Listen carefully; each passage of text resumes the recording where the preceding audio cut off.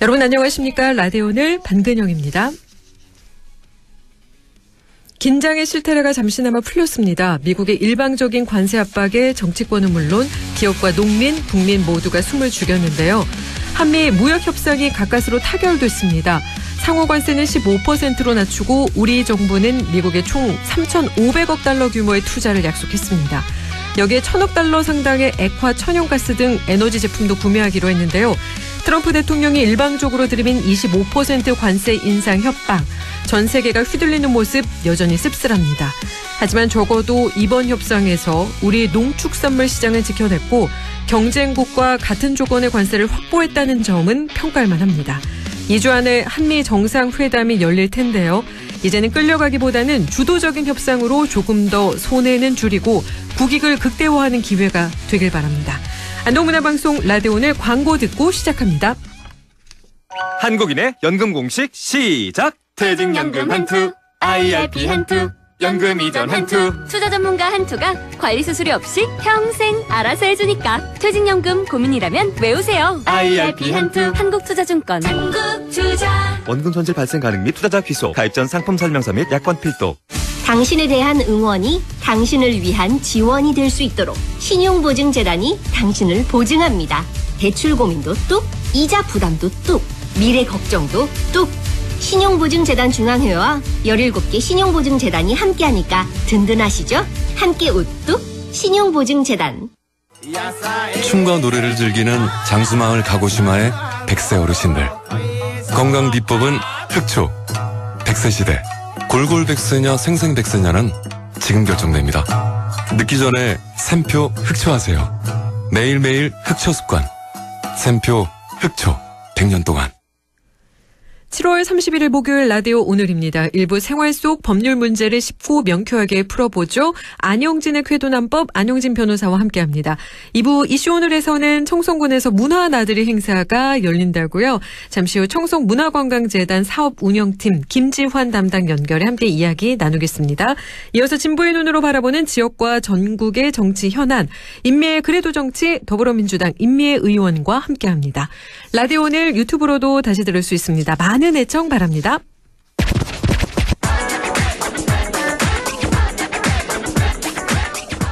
안영진의 쾌도난법, 우리 지역과 생활 속 문제를 법적인 관점에서 쉽고 재미있게 풀어보는 시간인데요. 안영진 변호사 연결하겠습니다. 안녕하십니까 변호사님. 안녕하십니까. 안영진 변호사입니다. 7월 말 8월 초 폭염으로 인한 피서 인파가 절정인데요. 우리 경북 북부에도 울진, 영주, 예천, 문경 좋은 온천도 많고 시원한 계곡 같은 피서지가 많은데요. 오늘 경북 북부 관광 활성화 관련해 영주 풍기읍, 순흥면, 부성면 관광벨트에 관해 이야기 나눠보겠습니다. 말씀해 주실 수 있을까요? 네, 우리 경북 북부 지역은 기본적으로 산악 지역입니다. 그래서 비교적 기온도 낮고 수려한 피서지, 관광지가 많기로 유명합니다. 그런데 공부를 잘할 수 있는 머리를 가지고 있다는 것과 공부를 잘한다는 건 엄연히 다르지 않습니까? 마찬가지로 관광 자원이 잠재력이 많다고 해서 관광객이 반드시 많이 오는 건 아닌데요. 그만큼 결국 구슬을 깨어야 된다, 개발이 필요하다는 점인데요. 네. 오늘은 풍기, 순흥, 부석, 그 영주의 저쪽 지역입니다. 단양 쪽 지역인데 관광벨트에 대해서 말씀드릴까 합니다. 네. 일단 풍기 온천 휴양단지 연역에 대해서 좀 말씀드리면요. 이 영주시에서 1997년 5월 29일에 온천 발견 신고를 했습니다. 네. 이 하루에 2,000톤 이상의 수량이 나오는 온천공을 확보한 것인데요. 보도에 의하면은 이곳에서 발견된 온천수는 수소 이용 농도, 그러니까 pH라 그러죠. 10.1의 강알칼리성이고 유황 성분은 일본 온천 기준인 1.0 ppm의 2배가 되고 불소 함유량도 12.4ppm이라 해서 수질이 매우 좋다고 이제 당시 언론에도 보도가 됐는데요. 네. 그래서 이제 각종 기반 시설 인허가를 완료하고 2002년입니다. 월드컵 때인데요. 풍기 온천 시욕장을 개장합니다. 예. 그러니까 영주시에서 운영하는 온천이었던 거죠. 예. 그 지금 안동에 있는 학가선 온천하고 비슷합니다. 공영 운영 방식인데요. 예. 그러다가 7년이 지난 2009년 12월에 이제 민간 자본을 마침내 유치합니다. 네. 그 더 발전을 시키고자 공유재산 매각 공개 경쟁 입찰을 하는데요. 그걸 유치하려고요. 네. 아무래도 이제 시에서 하다 보니까 민간보다는 자본이라든지 운영에서 좀 약했다는 분석에 의한 것인데 방향성은 일단 매우 타당했다고 봅니다. 네. 그래서 2010년 1월경에 풍기 온천 휴양단지 내에 종합온천장 건립사업 시행자로 그 1500이라는 회사가 선정되어서 이제 2011년 12월 10일에 이제 지금의 이제 풍기 온천 리조트를 네. 대상하기 이런 게 이제 연역입니다. 예. 그 당시에 좀 성공적이었던 게 1500이라는 회사가 여기 한 200억 넘게 투자를 했다고 보도하는데요. 네. 그 대규모 민간 자본 유치 사례로 긍정적으로 당시에 평가되고 있습니다. 네. 그런데 제가 현장에 가서 취재를 좀 해보면요. 이 풍기읍의 주민들은 또는 관광객들은 지역 내의 휴양시설, 관광시설에 대해서 좀 더 체계적이고 성의 있는 지원과 관리를 바라고 있는 상황이었습니다. 예. 그 풍기읍민이나 관광객 입장에서는 이 풍기읍의 KTX역이 있지 않습니까? 그렇죠. 그리고 중앙고속도로 풍기 IC가 바로 있어서 서울에서 고속철로는 1시간 반이면 오고 차로는 2시간이면 도달 가능해서 매우 접근성도 좋고요. 예. 또 소백산, 부석사, 소수소원, 또 몇 개 인삼시장이라는 탁월한 관광 자원이 있는데 이를 좀 더 살릴 수 있다 이 얘기인데요. 네. 이를 두고 이제 몇 가지 구체적인 제안들이 있었습니다. 네. 어떤 제안들인가요? 예, 첫 번째는 이제 이 풍기 온천 휴양단지 주변에 관광객들이 걸을 수 있는 둘레길을 좀 조성했으면 좋겠다라는 요청이 네. 있었다는 거죠. 그 현장을 보면은 이 아침 저녁으로 서늘할 때 지금 이제 시즌인데요. 마땅히 예. 좀 걸을 곳이 없어서 좀 아쉽다. 네. 어떤 분들은 이 맑은 공기를 맡으면서 들이키면서 좀 걷고 싶어서 휴양단지 내에 주차장이 많거든요. 네. 그래서 아래우로 이래 걷는 경우도 실제로 목격하는 경우가 있었습니다. 예. 특히나 이제 영주도 다른 시도와 마찬가지로 KTX가 뚫렸거든요. 네. 그래서 새로이 KTX용 철길이 놓이면서 과거 이제 희방사역을 지나던 철길이 현재는 비어 있는 상황입니다. 그렇죠. 예. 그래서 그 안동도 그렇고 참 폐선 부지를 어떻게 활용할 것인가 예. 고민이 많은데 네. 이 영주 풍기도 그 폐선 부지가 바로 잘 뻗어 있는 바로 온천 휴양지구 뒤에서 쭉 이렇게 뻗어 있습니다. 산길로. 네네. 여타 시군의 사례처럼 이를 둘레길 또는 황토길로 잘 조성하면은 이런 휴양단지하고 시너지를 낼 수 있는 건 분명해 보이는데요. 예. 또 부지 자체가 국공유이기 때문에 민간으로부터 수용할 때 과다한 자금이 들거나 이런 문제도 없는 거죠. 네네. 그래서 굉장히 예산 효율적이고 인지적 조건이 폐선 부지가 있다라는 말씀을 드렸고요. 예.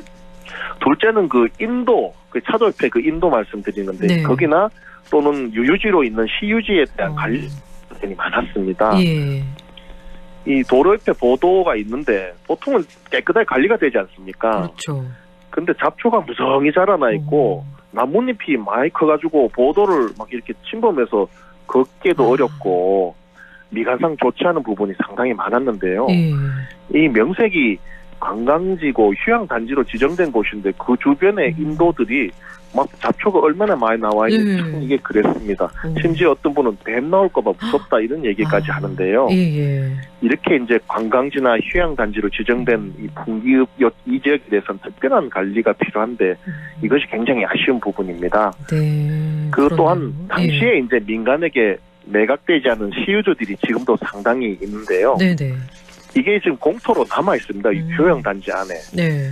이게 관리가 잘 안 되어서 이 잡초는 참 얼마나 잘 크는지 사람 키만큼도 크고 막 무성히 자라나 있거든요. 네네. 그러니 이제 관광을 오신 분이나 온천역을 하신 분들이 보면 좋지가 않죠. 네. 좀 밤에는 또 을씨년시럽기까지 하고요. 이 반면에 청송의 경우를 보면은 윤경희 군수의 주도로 파천면 일대의 유유지에 빈 땅에 백일홍 공원을 조성하고 네. 또 주황산면 리조트 앞에 유유지에도 대규모 고파트 조성해서 관광객을 끌고 있고 언론의 주목을 받고 있는 것은 대조적인 면이었습니다. 네네. 그래서 인도에 대해서 좀 기본적인 관리는 해서 깔끔하게 하고 이 휴양단지 내 유유지를 좀 관리하고 꽃밭을 조성한다든지 잡초를 제거한다든지 등의 좀 관광지 또 온천 휴양단지 스러운 관리가 좀 시에서 좀 해줘야 된다. 이게 시급하다는 말씀 드렸고요. 네, 제가 이 근처에 가봤는데 제가 산책을 했던 적이 있거든요. 네네. 네, 근데 정말 그 시유지인지 몰랐어요. 관리가 안 돼 있어서 그냥 여기에 살던 분들이 떠나서 이렇게 관리가 안 되나? 저는 이제 그런 생각을 했는데 시유지였던 거죠. 그렇죠. 그게 그렇군요.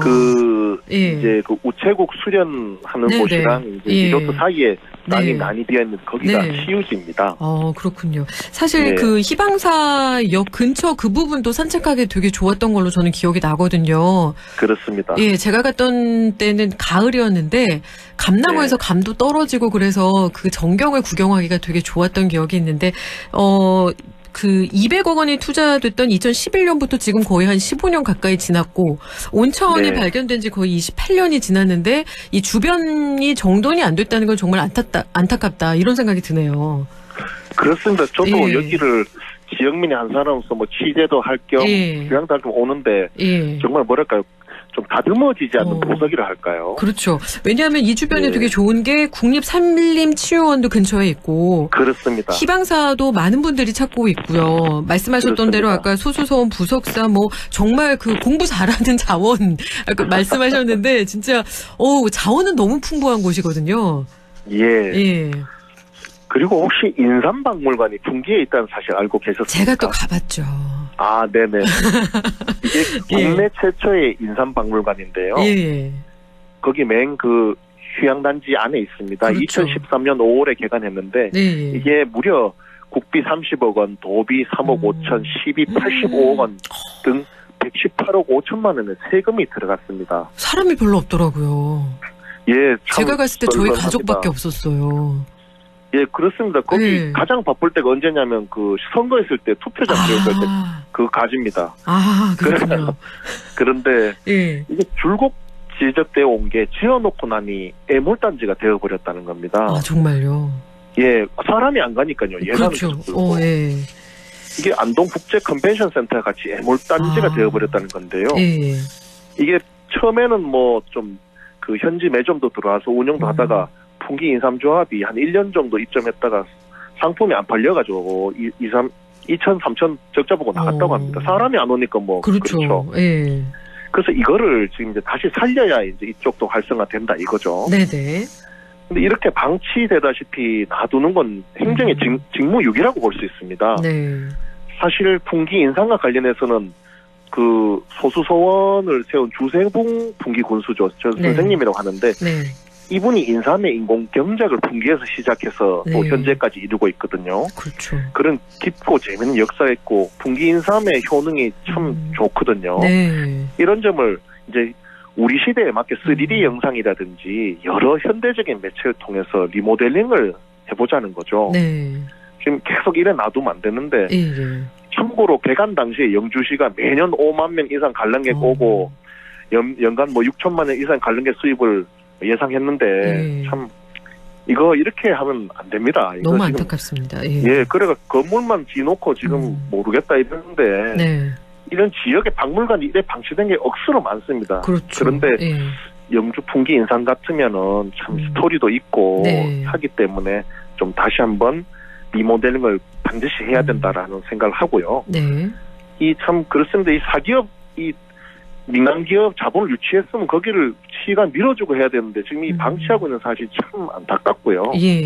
그럼에도 불구하고 이런 사기업이 과감한 투자를 하고 또 이런 주변의 수려한 풍경이나 좋은 수질로 지역 주민의 소득 원천이 되고 있는 풍기 휴양지구 관련해서는 영주시와 영주시의회 그리고 경상북도의 전향적인 관심이 필요하다고 보이고요. 여기 키우면 스위스 알프스보다 뭐 할 게 없습니다. 그럼요.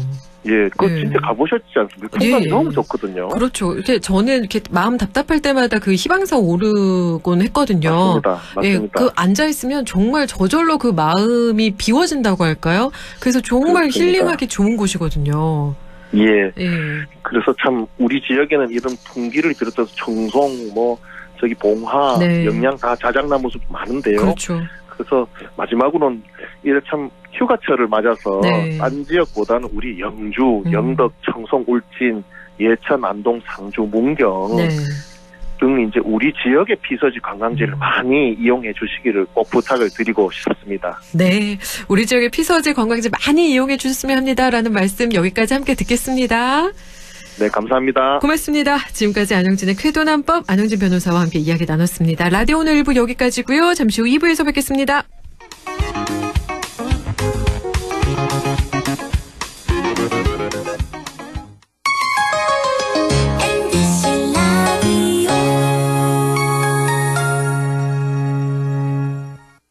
땡긴다 땡겨 매콤새콤 달콤한 맛 무침에는 역시 땡기네 가오리 장례식장 등 각종 대소사 최고의 인기 메뉴 땡기네 가오리 물이 생기지 않아 언제 어디서든 포장 배달 택배 모두 가능한 안동 땡기네 가오리 054-852-4988 예 며느라 밥 했어? 설거지 했어? 쓰레기 버렸어? 청소했어? 빨래했어? 개밥 줬어? 아들 낳았어? 딸 낳았어?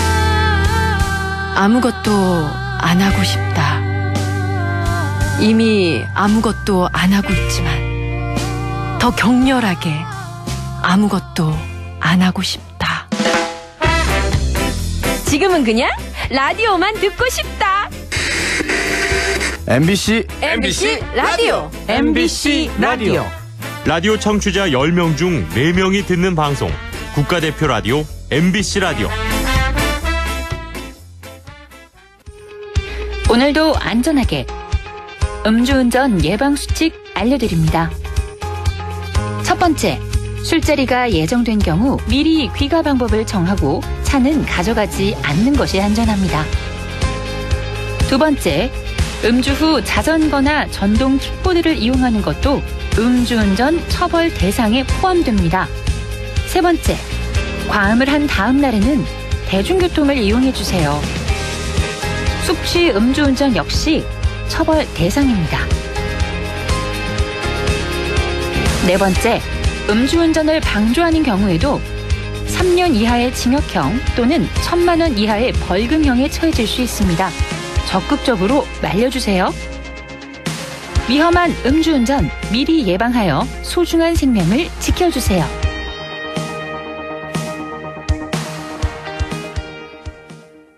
도움의 손길을 내미는 마음이 오늘의 유관순이 됩니다. 편견 없는 세상을 꿈꾸는 뜻이 오늘의 김구가 되고 소외된 이웃을 위한 헌신이 오늘의 안중근이 됩니다. 다른 시대 같은 마음은 이어집니다.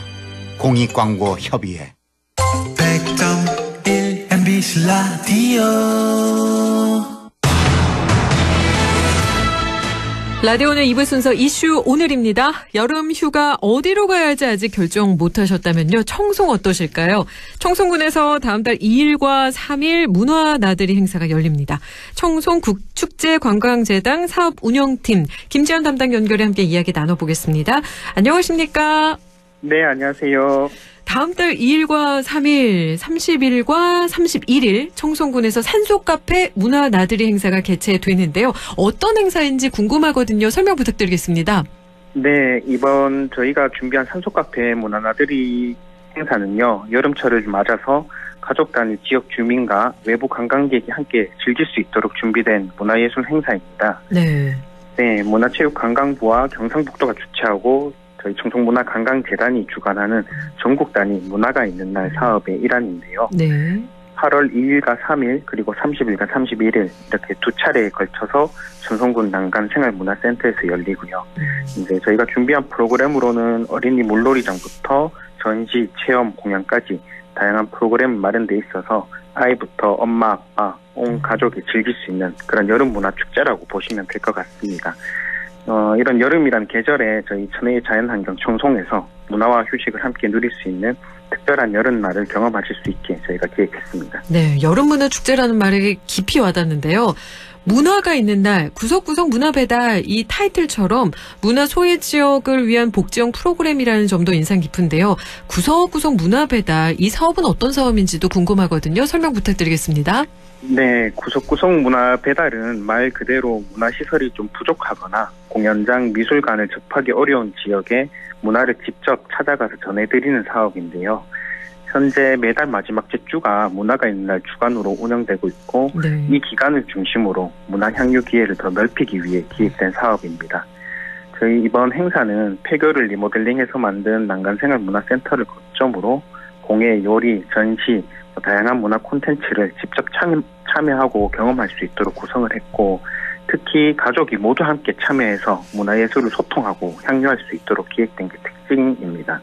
이 행사가 단순히 그냥 보는 행사가 아니라 직접 참여하면서 함께 만드는 그런 문화 체험의 장이라고 보시면 될 것 같습니다. 네. 특히 올해 행사는 최근 산불 피해를 입은 이웃들에게 위로와 회복의 시간을 제공한다 이런 의미를 담고 있는데요. 어떤 특별한 프로그램이라던가 배려하는 점이 어떤 것들이 있을까요? 네, 저희 청송이 올해 초에 산불로 좀 큰 피해를 입은 지역이잖아요. 네. 네, 그래서 이번 행사 준비하면서 가장 신경 쓴 부분이 피해를 입은 지역 주민들께 어떻게 위로와 힘의 시간을 드릴 수 있을까 하는 점이었고요. 네. 지친 마음을 다독이고 좀 회복할 수 있는 공간과 프로그램을 마련하는 데 중점을 뒀습니다. 네. 그래서 좀 무더운 날씨에도 쾌적하게 쉬실 수 있도록 시원한 야외 물놀이장과 실내 문화 공간을 함께 운영하고 인형극 전시, 다양한 프로그램들로 아이들의 웃음과 가족 간의 좀 따뜻한 교감을 통해서 정서적인 안정감을 드릴 수 있는 치유형 콘텐츠가 되기를 기대하고 있습니다. 사실 저희 행사가 규모가 아직 크고 화려한 행사는 아니지만 이번 행사가 혼자가 아니고 좀 함께 하고 있다. 그런 위로의 메시지를 전할 수 있는 따뜻한 자리가 되기를 바라는 마음으로 좀 정성껏 준비했습니다. 네, 혼자가 아니고 함께 있다라는 걸 느낄 수 있는 자리다라는 말씀까지 함께 했는데요. 행사 장소가 남관생활문화센터인데요. 이곳이 폐교를 리모델링한 곳이다라는 말씀해 주셨는데 이 장소를 문화행사 거점으로 택한 이유가 있으실까요? 네, 맞습니다. 저희 이곳이 원래 폐교였던 공간을 모델링해서 문화 인프라가 좀 부족한 지역의 주민들이 자유롭게 문화를 나누고 활동할 수 있도록 만든 복합 문화 공간인데요. 네. 청송군 그리고 특히 저희 행사가 열린 부남면에는 이런 문화를 나누고 활동할 수 있는 공간이 저희한테 굉장히 소중하거든요. 네. 네, 그래서 실내 시설 내에는 전시실, 오픈 키친, 공연 공간, 이런 연습실도 잘 갖춰져 있고 네. 지리적으로도 청송군 중심부에 있어서 이런 지역 문화 확산의 거점으로 활용하기에 좋은 장소라고 생각이 되어서 택하게 되었습니다. 남관 생활문화센터는 특히 미디어 아트 작품도 볼 수 있는 곳이고 해서 그리고 남관 화백을 기리는 장소이기도 하잖아요. 네, 그래서 맞습니다. 또 많은 분들이 찾아가시면 좋겠다 하는 생각이 드는데요. 이번 행사에서 특별히 눈여겨볼 만한 주요 프로그램이나 관람 포인트가 있다면 소개 부탁드리겠습니다. 네, 무엇보다도 저희가 이제 무더위를 날릴 수 있는 야외 어린이 물놀이장이 가장 좀 인기가 많은 프로그램이 될 것 같고요. 네. 아이들이 물놀이를 즐기면서 또 바로 옆에서 어린이 인형극, 마술 공연, 버블쇼도 관람하실 수 있고 또 시원한 실내 공간에는 청송의 사계를 담은 사진전과 미디어 아트 또 체험 프로그램도 준비되어 있어서 함께 오시는 부모님들이 즐기실 수 있도록 또 그렇게 준비를 했습니다. 여름엔 뭐니 해도 정말 물놀이 따라갈 수가 없는데요. 물놀이장 운영 규모가 정말 궁금합니다. 어느 정도이고 또 안전관리는 어떻게 되고 있는지 많은 분들이 궁금해하실 것 같은데요. 설명 부탁드리겠습니다. 네, 저희 어린이 물놀이장은 난간생활문화센터 뒤편에 있는 야외 공간에 설치가 되고요. 네. 수용 규모는 한 50명에서 80명 정도 이렇게 되고 좀 안전을 위해서 유아용과 어린이용으로 구분해서 운영 예정입니다. 그리고 또 수영장 주변에 안전요원을 상시 배치하고 물도 수시로 점검하면서 깨끗하게 유지시킬 계획이고 혹시 모를 상황에 대비해서 응급 대응 시스템도 함께 마련되어 있기 때문에 부모님들도 안심하고 아이들과 즐기실 수 있도록 준비했습니다. 네, 물놀이뿐만 아니라 마술 공연, 버블쇼 거기다가 체험 프로그램이 있었어요. 공예 요리 체험 프로그램을 진행한다고 하셨는데 어떤 내용인지 궁금하거든요. 네, 일단은 먼저 공예 체험으로는 어린이와 부모님이 좀 함께 즐길 수 있도록 벽시계 만들기, 걱정인형 만들기, 그리고 또 자개를 활용한 모빌과 소반 만들기 이런 프로그램들이 운영이 되고요. 네. 요리 체험으로는 이제 어린아이들이 부모님과 쉽게 만들 수 있도록 샌드위치, 텃밭 케이크 만들기, 핫도그 만들기 이런 걸 운영 예정입니다. 네. 네, 저희가 준비한 프로그램이 가족이 함께 참여하며 즐거운 추억을 좀 만들 수 있는 그런 프로그램들로 준비를 많이 했기 때문에 기대 많이 해주시면 좋을 것 같습니다. 네, 딱히 주중에 아이들과 방학인데 뭘 못했다 하시는 분들은 청송으로 가면 될 것 같긴 한데요. 네. 이게 샌드위치 텃밭 계획 만들기면 미리 신청을 해야 되는 건 아닌지 참여 비는 또 어느 정도인지 궁금해하실 것 같은데요. 산소카페 문화나들이 행사에 함께하고 싶다. 그러면 어떻게 하면 될까요? 참가비가 있을까요? 저희 이제 산소카페 문화나들이 행사는 네. 모든 프로그램 무료로 운영이 됩니다. 예. 네, 그래서 별도의 뭐 사전 신청 없이 행사 기간 뭐 오후 1시부터 5시까지 난간생활문화센터에 오시면 자유롭게 참여하실 수 있고요. 근데 이제 저희가 운영하는 체험 프로그램의 경우에는 현장에서 1시부터 선착순으로 접수를 받아서 진행을 합니다. 그래서 원하시는 프로그램이 있으시면 조금 일찍 오시는 걸 추천드리고요. 그래서 저희 행사는 뭐 참가비 없이 누구나 자유롭게 참여하실 수 있으니까 네. 많은 관심 부탁드리겠습니다. 갑자기 궁금해졌는데요. 그럼 1시부터 참여하기 위해서라면 미리 가셔야 되는데 물놀이를 하면서 중간에 가지고 간 도시락이라든가 간식이라든가 이런 거를 함께 먹을 수 있는 공간도 있을까요?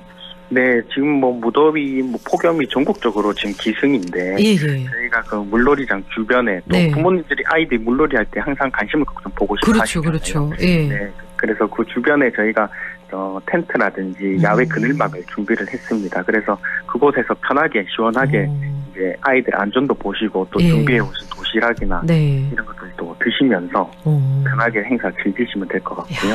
네. 뭐 저희도 준비하면서 뭐 다가라든지 음료 뭐 이런 것들 많이 준비했기 때문에 오시면은 많은 걸 즐기실 수 있을 것 같습니다. 어디 멀리 갈 거 없습니다. 여러분 청송으로 나들이 가시면 되겠습니다. 그냥 몸과 아이들과 그리고 먹을 거 간단하게 이런 것들만 가져가시면 하루 종일 행복한 시간을 보내실 수 있을 것 같네요. 오늘 말씀 여기까지 듣겠습니다. 고맙습니다. 네, 감사합니다. 지금까지 청송축제관광재단 사업운영팀 김지환 담당과 함께 이야기 나눴습니다. 라디오 오늘에서는 청취자 여러분의 참여를 기다리고 있습니다. 우리 지역에서 발생한 사건 사고 소식이나 함께 토론하고 싶은 내용을 안동 MBC 홈페이지 라디오 오늘 게시판에 올려주시기 바랍니다. 전화와 문자 참여도 하실 수 있습니다. 전화는 851국에 7191번, 문자는 샵 0913번으로 보내주시면 됩니다. 문자는 단문 50원, 장문 100원의 정보 이용료가 있습니다. 여러분의 많은 참여 바랍니다.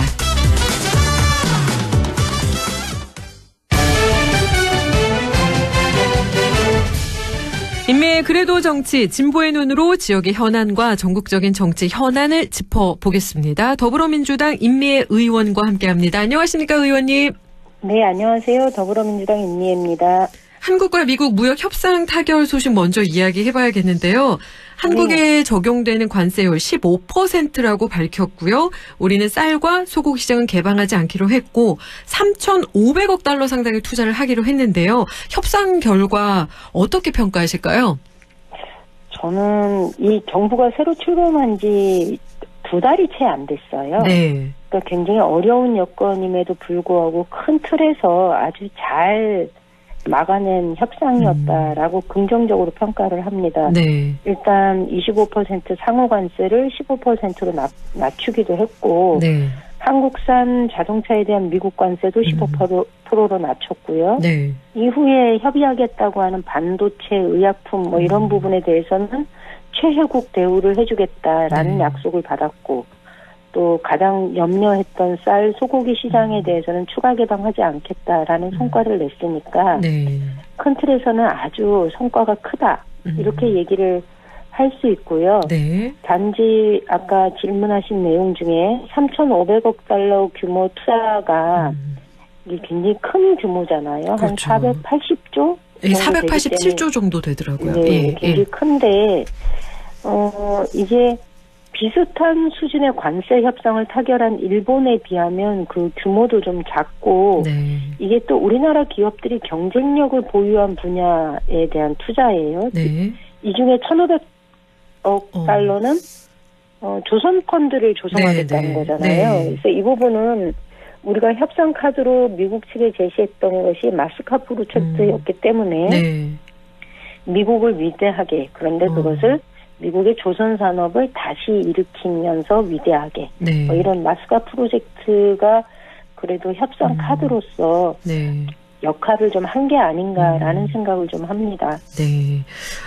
그렇다면 이제 농축산물 개방에 대한 우려도 컸고요. 또 의원님께서도 농해수 의원들과 함께 농축산물 개방 막아달라 이런 기자회견도 하셨는데 농축산물 추가 개방하지 않기로 한 건 정말 환영할 만한 일이죠. 그렇죠. 예. 이게 협상 막바지 앞두고 어저께 저희가 부랴부랴 기자회견을 한 이유는 사과, 쌀, 소고기가 협상 테이블에 올라간다. 미국의 압력이 굉장히 심하다라는 얘기가 기사를 통해서 보도가 되고 나니까 저희 입장에서는 이거는 더 이상 안 된다라는 생각이 들었던 거예요. 네. 그래서 저희가 이 부분 때문에 미 대사관 항의 방문도 했고 항의 사안도 전달을 저희가 했는데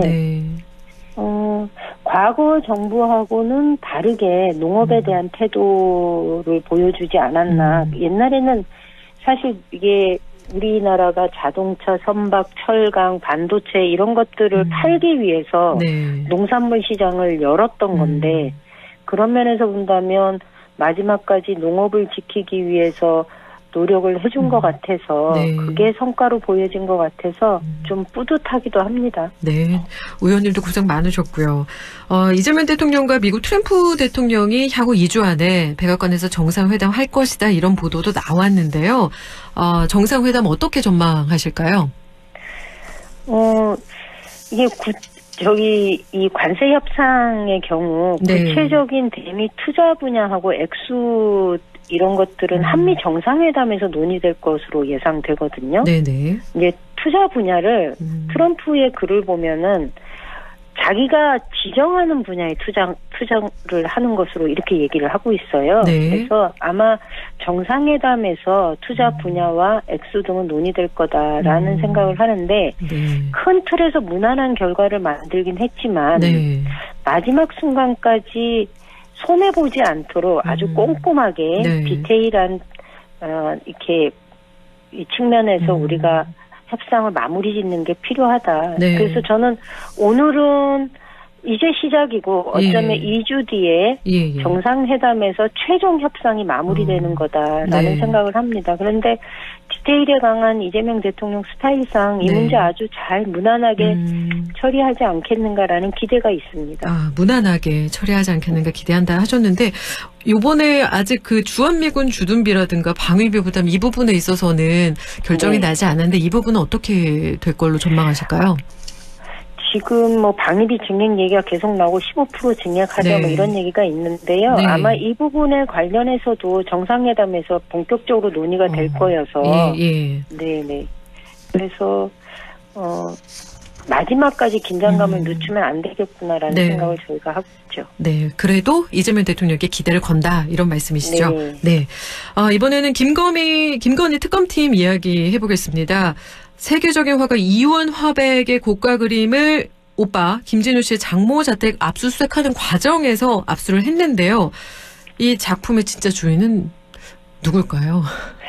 글쎄요. 그림에 대해서는 아무 말 안 하더라고요. 오빠 김진우 씨도. 네, 이게 20억대라 그래요. 제가 이제 궁금해서 그림을 찾아봤더니 멋진 그림이긴 하더라고요. 근데 이게 원래 압수수색 대상은 그 김건희 여사 모친인 최은순 씨의 수첩이었거든요.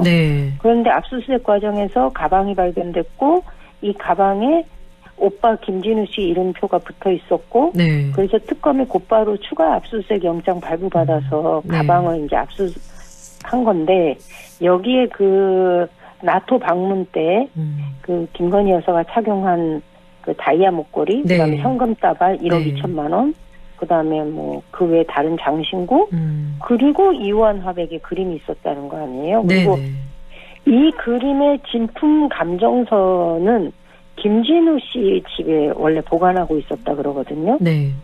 그러니까 이게 아마 주인은 표면적으로는 김진우 씨가 되는 것 같은데 이게 특검이 조사를 좀 해봐야 되겠죠. 이 그림을 포함한 압수품들이 뇌물성 성격을 지닌 건 아닌가. 그리고 이 그림을 직접 산 게 아니라 누군가가 준 것이 아닌가. 그래서 특히 이제 뭐 제3자가 김건희 여사에게 청탁 목적으로 그림을 건넨 게 아닌가라는 의구심이 들기 때문에 이건 특검에서 좀 철저히 밝혀져야 할 내용이다 이렇게 봅니다. 네, 청탁 목적 아닌지 의구심이 든다. 철저하게 밝혀놔야 된다라는 말씀해 주셨고요. 목걸이 잠깐 얘기하셨는데 이 진품 여부를 조사했는데 가짜인 것으로 드러났거든요. 이게 가짜인 것도 문제고 네, 바꿔치기 한 거 아니냐. 특검에서는 또 이런 얘기도 하거든요. 네. 예. 이게 정말 너무 부끄러워요. 예. 그래서 한나라의 영부인이었던 사람이. 네. 근데 이게 김건희 여사가 그동안 이 목걸이에 대해서 계속 그 말을 바꾸고 있거든요. 네. 22년도에 재산 신고할 때 네. 이것을 신고하지 않아서 네. 원래 공직자윤리법상 500만 원 이상 보석료는 신고해야 되거든요. 네. 그런데 이게 재산 목록에 없었기 때문에 신고 누락한 거다 이런 의혹에 대해서 네. 지인에게 빌렸다 이렇게 얘기를 했어요. 예. 그러다가 25년 5월달 검찰 수사 이후에 중앙지검에 제출한 진술서에 보면 이건 모조품이다. 그리고 네. 잃어버렸다. 찾으면 제출하겠다라고 주장을 했거든요. 네. 그러다가 이번 7월달에 오빠 집에서 네. 오빠 장모 집이죠. 오빠 네. 장모 집에서 목걸이가 발견되니까 나토 순방 때 착용한 목걸이가 맞기는 한데 오빠한테 사줬다가 순방 때 다시 빌린 거다 이렇게 말을 바꿔요. 네. 그러니까 만약에 모조품이라면 22년 당시에 솔직하게 해명했으면 되는 거거든요. 예. 근데 그때는 지인한테 빌렸다라고 얘기를 하고 또 오빠한테 모조품 사준 뒤에 다시 빌려서 착용했다라는 것도 좀 정상적이지 않고 예. 오빠한테 사준 목걸이가 오빠 장모 집에 있는 것도 의심스럽고 네. 그런데 통일교 압수수색할 때 목걸이 영수증이 나왔다고 하거든요. 예. 그렇기 때문에 이것이 뇌물성 그 물품이 아니었을까라는 의혹을 가지고 있고 그래서 아마 전 곧 특검에서 실체가 밝혀지지 않겠는가라는 생각이 합니다. 이게 분명히 어딘가에 진품은 네. 있을 것 같습니다. 예. 아, 그 진품이 어딘가에 있다면 꼭 나왔으면 좋겠군요. 네. 네, 그런 마음이 드는데요. 예, 윤석열 전 대통령이 김건희 특검의 출석 요구에 불응을 했습니다. 재차 출석 요구에도 나오지 않고 건강상의 이유를 들고 있는데요. 이러면 강제 구인할 수밖에 없는 거 아니냐 이런 말이 나오고 있는데 윤 전 대통령 도대체 왜 이렇게 안 나오고 있는 걸까요? 오늘 그러니까 어제 네. 서울중앙지법에 그 김건희 특검이 네. 체포영장 청구했고 오늘 체포영장이 발부됐어요. 네. 그래서 체포영장이 발부됐고 내일 오전 9시에 영장을 집행하겠다 그러거든요. 네. 그래서 아마 내일 아침에 특검부하고 검사 한 명을 서울구치소로 보내는 네. 영장을 집행할 거라고 보이고요. 네. 지금 계속 건강 문제를 얘기하고 있는데 구치소 의료과장에 의하면 뭐 조사라든가 재판을 받는 데는 아무런 문제가 없어 보인다라고 언급한 걸로 미루어서 이거는 그래도 한나라의 대통령이었고 소신을 가지고 계엄을 했던 사람 아닙니까? 네. 이건 너무 구질구질하죠.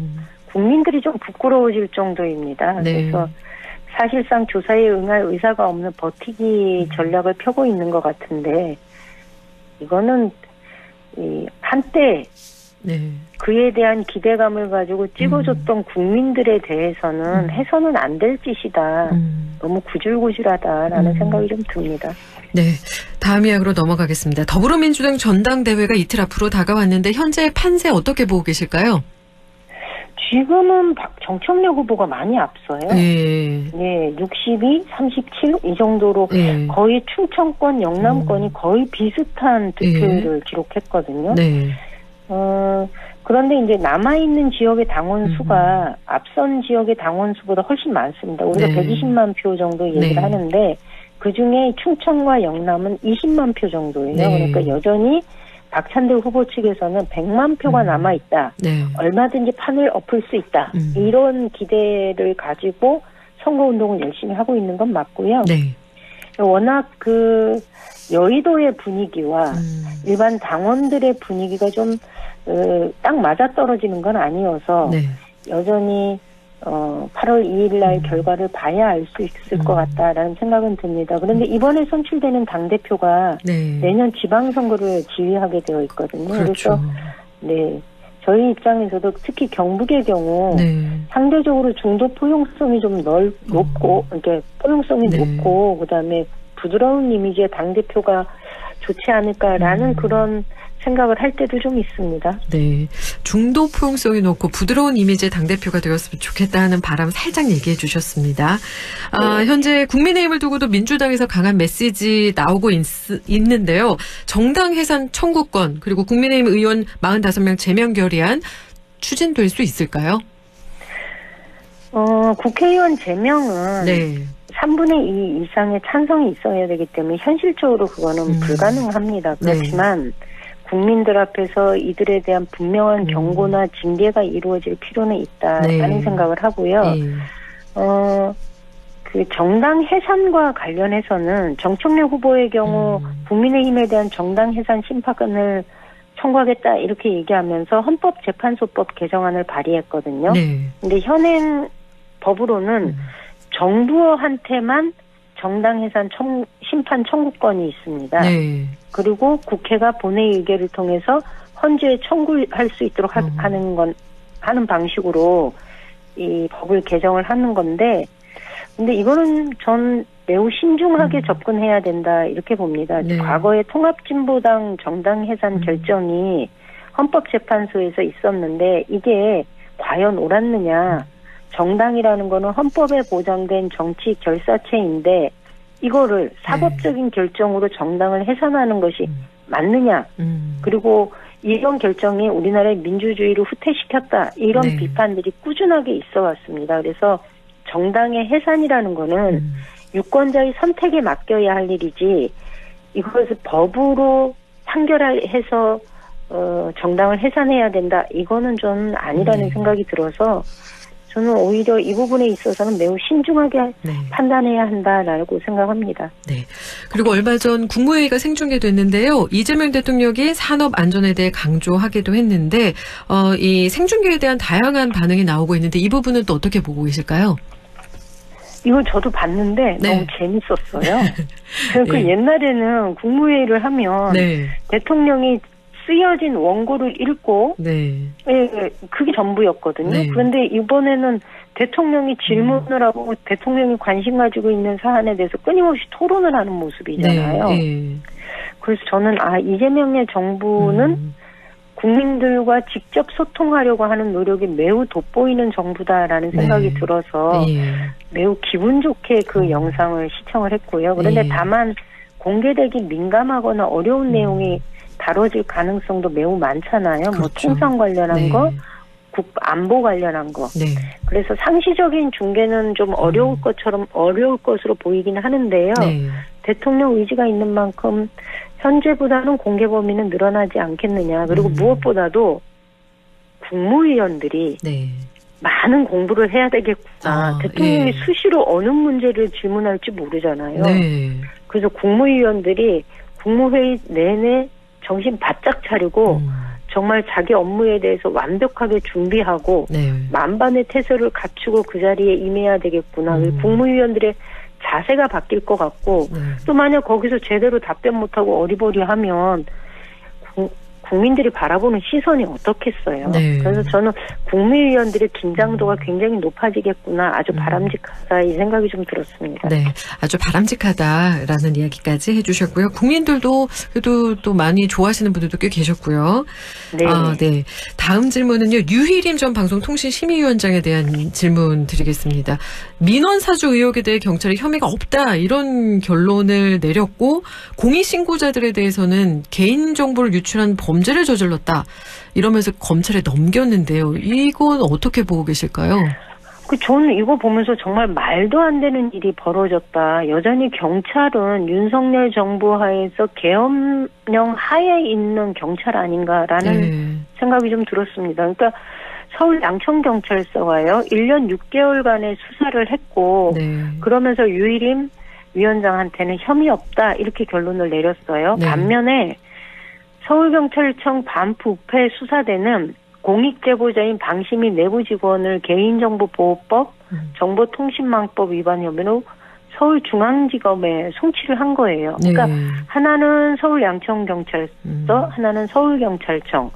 각각 수사한 곳이 다르기는 하지만 의혹을 폭로한 제보자들한테는 압수수색도 하고 통신기록 조회도 하고 강제 수사를 진행했는데 네. 의혹의 중심인 유 위원장한테는 단 한 차례도 강제 수사를 하지 않았거든요. 예. 사실상 면죄부를 준 거라고 봅니다. 그래서 네. 경찰과 검찰은 지금이라도 원점에서 전면 재수사를 해야 된다. 윤석열 정권의 언론장악 역사를 반드시 바로잡아야 된다라는 생각합니다. 네. 민원이 진짜 민원이 있다고 판단한다 하면서 구체적인 근거도 제시 못하고 있는 상황도 좀 답답한 것 같아요.